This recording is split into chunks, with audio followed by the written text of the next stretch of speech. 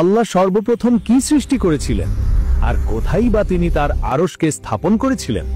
আসুন আজ আমরা পবিত্র কোরআন ও হাদিসের আলোকে সৃষ্টির সেই প্রথম অধ্যায়ে ফিরে যাই। আমাদের প্রিয় নবী হযরত মুহাম্মদ সাল্লাল্লাহু আলাইহি ওয়াসাল্লাম বলেছেন, আল্লাহ সর্বপ্রথম যা সৃষ্টি করেছেন তা হলো কলম। এই কলম কোনো সাধারণ কলম নয়, এর দৈর্ঘ্য আসমান ও জমিনের মধ্যবর্তী দূরত্বের সমান। কলমকে সৃষ্টি করার পর আল্লাহ তাকে আদেশ করলেন, লেখো।